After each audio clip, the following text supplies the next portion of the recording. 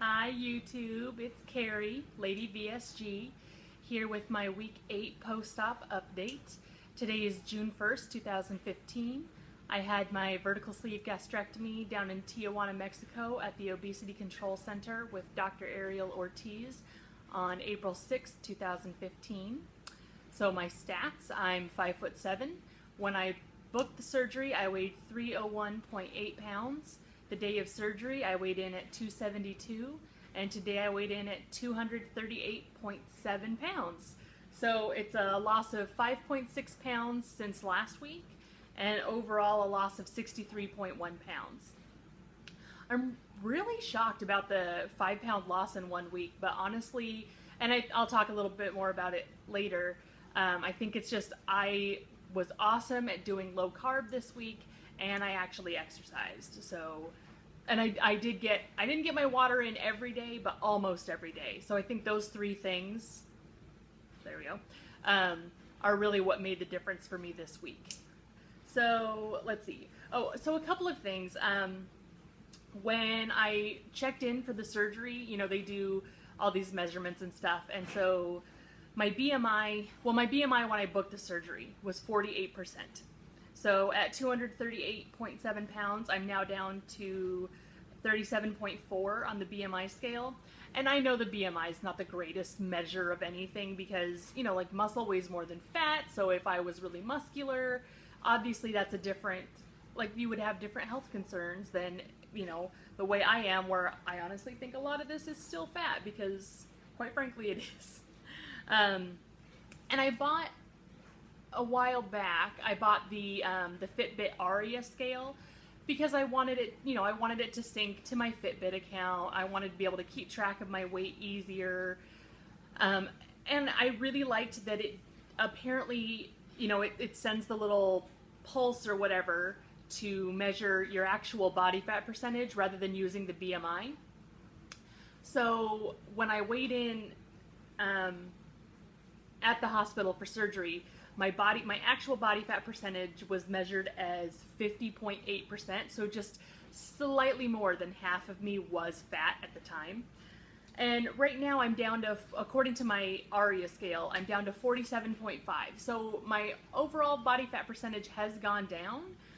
Honestly, I was hoping it would be lower by now. I mean, their goal is that the goal they set for me is that by the time I hit my goal weight, my body fat percentage will be like 25%, I think.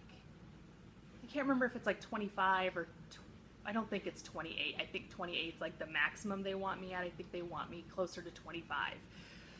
But anyway, so obviously, you know, 47.5% I'm not real thrilled with. I think the biggest thing that's going to help me now is starting to do strength training because I haven't really done it. And as you can tell, I am fresh from a workout because I was worried that if I didn't make this video right when I was thinking about it, I'd forget, and it bugs me and I feel guilty if I make videos late, so I just wanted to get it out of the way. So I'm sorry that I look kind of like a hot mess today. But I feel like I've done this before to you guys, so you're probably getting used to it. So, okay, so in terms of thinking, so I think I need to start doing start strength training first of all. Secondly, I don't know anything about strength training because I've never done strength training. Even in high school when they offered, you know, you had to take a PE elective and weight training was one of them. I took advanced PE and we went bowling and played pickleball, which is kind of like badminton but with a low net and a wiffle ball. So, I mean, obviously it was an excellent use of my time. Oh, and we played horseshoes. Like, it was like all the sports that you might play at a picnic, you know? So it was a fun class, but, you know, in hindsight, it's probably not something I needed to take. So I don't really know anything about strength training. And I was gonna do a personal trainer, like hire a personal trainer at the gym. I belong to 24 Hour Fitness because it's one of the closest gyms to my house. And in terms of, like, I need a 24-hour gym because I work swing shift and night shift. So I don't have a set schedule and I have weird hours. So I need to be able to basically access the gym at any time because I don't know, you know, like anytime during the day I might be able to work out. So that's what works best for me. I was looking at the personal trainers, the ones at my gym. On the website, there's only one female, so naturally my instinct is to book with her because I feel like she will be nicer to me than the guy personal trainers, because in my experience, guys are not that nice to me just in general, you know? Like they in school, not just high school but college, like they were perfectly happy to be friendly and nice to me when they realized that I was really smart, but just like out in social situations, you know, at bars or whatever, they're not that nice. And I understand at, you know, it's like me being at work. One of the things I get paid for is to be nice to all my patients, even when they're being super jerks to me. And I feel like personal training is the same thing. Like, they're not gonna, I don't think that they would, you know, degrade me or mock me or tell me that I'm worthless. But I've internalized those messages so well that I'm afraid of that happening. And so I know just like how gender roles and socialization play out, I feel like the female personal trainer is probably going to be nicer to me just because she likely has been socialized to be nice. I have no proof of this. I haven't met any of them. They're probably all lovely people, and I'm just making a judgment based on, you know, their sex, which isn't, it's not nice. I get that I don't have a leg to stand on in this argument, but whatever, like, I'm just gonna go with it. So I was gonna book some sessions with her. I was debating between the 25-minute and the 50-minute sessions. And then I found out I'm doing a bachelor's program online to get my BSN, because my RN is an associate's RN. And financial aid didn't come through the way I thought it would, so I ended up owing quite a bit more. So now I haven't booked any personal training sessions because I can't really afford it at the moment. But 24 Hour Fitness offers things like Body Pump, which is, it's sort of like, I don't even know how to describe it. Like, you have kind of a mat and you put a step thing on there and you've got a barbell with just little weights on it. And so it's a lot of repetitive motion. Like it's light weights with tons of repetition. And depending on what day of the week it is, the class is either 30 minutes or an hour long. I did the hour one today. So I'm really hoping that for now that will be good in terms of at least getting some kind of strength training in, even if it's not like the super hardcore strength training I would get using a personal trainer. So we'll see. I'm really happy with it. As somebody who's never lifted weights before, done any kind of strength training, I think for now it's a really good fit. It seems like the kind of class where you get out of it what you put in. You know, there are definitely people in there who are using way more weight than I am, but they've been doing it longer, so I kind of assume that that's, you know, that's normal. So we'll see. Maybe I will feel like I'm getting enough of what I want out of this class that I won't actually have to sign up for personal training, but I'll keep you posted. In terms of what I'm eating, so I'm still doing my breakfast thing in the Tupperware breakfast maker. I wanted to show you guys what it looks like, because I know I've talked about this for like 2 or 3 weeks now. So this is it. So basically you just put your little fixins in here. I mix up an egg, like just one egg with a little bit of milk or water or cream or whatever I had in the fridge. Pour it over the top, kind of stir it around with a spoon, and then you just put it in, like put the lid on, put it in the microwave. I typically do 1:15 to 1:30 on 70% power, and that cooks one egg. So when I make them for my sister, for my sister or her husband, you know, basically I do 1:15 or 1:30 per egg. So if there's 2 eggs in there, you know, I'll do like 2.5 to 3 minutes, kind of depending. And then I let it sit in the microwave, like untouched, still covered, for probably another minute once it's done. And that seems to get everything cooked up real nice. But anyway, I love this thing. I got it for $20 from the Tupperware lady. So if you've got the $20 to spend, I do recommend this. I really like it. If you're not an egg person, you probably won't use it. So, you know, don't worry about it then. The other thing I'm really excited about that I've been eating this week, I discovered that if I chop up some avocado, and then I'll put a little lime juice on there, and some garlic powder and some red pepper flakes, and I'll mix it up with a couple, like, not like a measured out tablespoon, but like the big tablespoon from my, you know, silverware drawer, like 1 or 2 tablespoons of cottage cheese.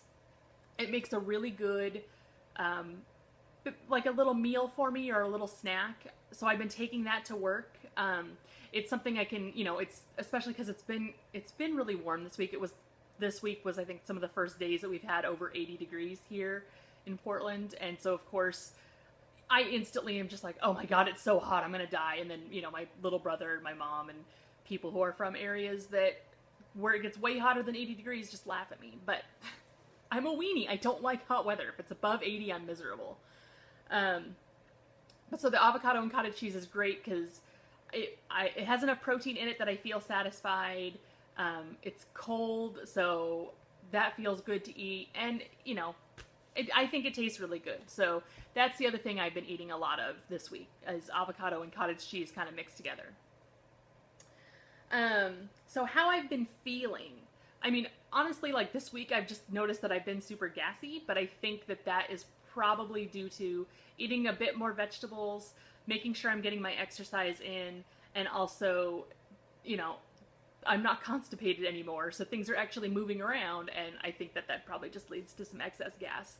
It hasn't been real terrible, but I definitely, I'm still paranoid because on all the forums and the Facebook groups and stuff, like over and over again, I see everybody saying like, never trust a fart. Like if you think you're gonna fart, make sure you go to the bathroom. So I'm paranoid about that, and so that's what I've been doing.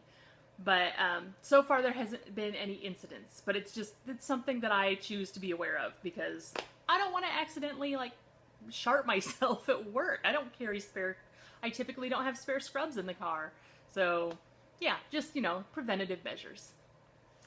I'm still feeling that disconnect between what my brain interprets how I look and what other people are seeing. Because I don't, looking in the mirror, I think I look the same, I mean, I have noticed like my face does look a little bit thinner, but I mean, looking at my body, it's like I feel like I look very similar to how I looked when I went and had the surgery done. And I'm sure part of that is because I'm still wearing a lot of the same clothes because I feel like I'm broke right now, even though I know I'm not, but like my budget's really tight right now.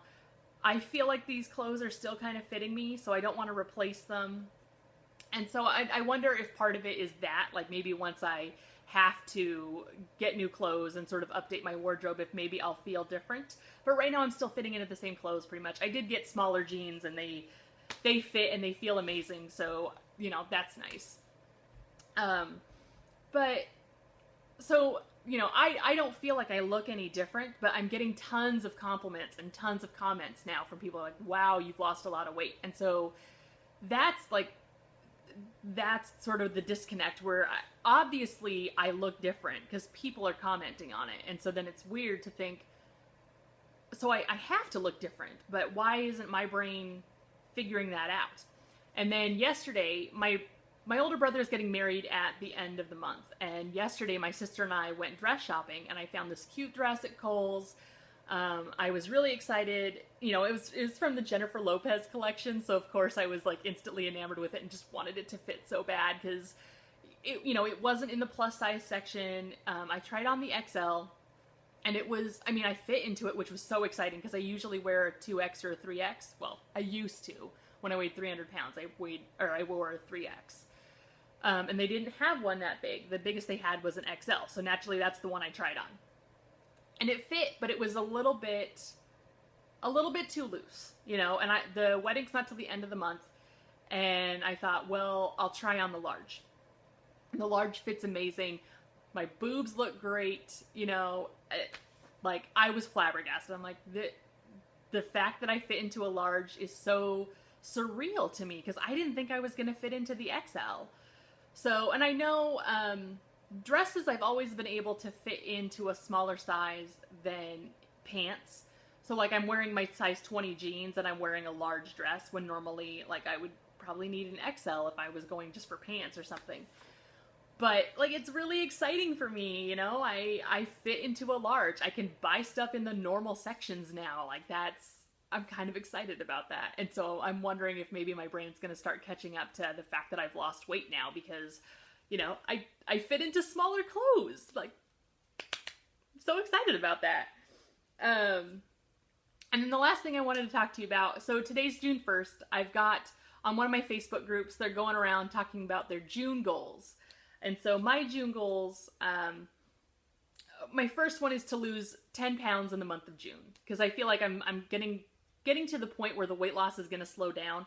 I don't think I'm going to be losing 5 pounds every week. I'm kind of wondering why I lost 5 pounds this week, because it's still, you know, everything that I was taught in nursing school and everything is like 2 pounds a week is sort of the goal, you know, all this. So it's weird to me to have lost more than that. So I want to lose 10 pounds by the end of June. I want to drink, like, get all my water in every day, and not, I want to get to a point where by the end of June, I'm consistently getting my water in every day. I know right now, if I can get my water in 5 out of 7 days a week, like, perfect. That would be great. That's a great starting point. But by the end of June, I want to be doing it every day. I want to start incorporating more veggies into my diet. Right now, I would say about half the time I'm hitting my surgeon's goal of getting 80 grams of protein. He wants me to be getting 80 to 100. I would say about half the time I'm able to hit that, you know, 80 gram minimum. The other half of the time I'm hovering around 55, 60. So a lot of what I'm eating is still really trying to make sure that whatever I'm eating, it's got protein in it. So like I'll have a hard-boiled egg for a snack, or the cottage cheese and avocado, because originally I started that because I was like, I just want to eat an avocado. And I was like, well, I'll just mix in some cottage cheese because it's got a little bit of protein in there and I feel a little bit better about eating it. So, you know, I want to get to a point where I'm eating more vegetables. I'm still not supposed to be eating crunchy things, so probably like sauteing onions and mushrooms and, you know, whatever else together so that they're nice and soft, but at least then, you know, getting some vegetables, getting some fiber in. And then also definitely I want to be hitting my protein goal. By the end of the month, I want to be hitting my protein goal every day. So those 4 things are my June goals.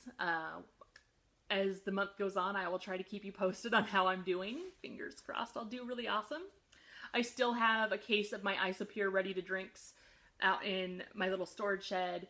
I'm still going to be buying the Premier protein shakes because there are days where like I don't necessarily take a lunch break every day at work, and those Premier shakes are really handy for when I'm sitting at the desk charting, because I can do my work and be drinking the protein shake and getting my protein in. So like I'll still have those, but I'm hoping I don't want to depend on those. I want to be eating regular food and getting my protein and my vegetables in that way, rather than depending on the shakes and the protein drinks to do that.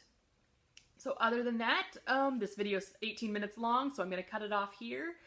Everything's going really well with me other than that, so I hope you guys are all doing fantastic, and I will check in again with you next week. Bye.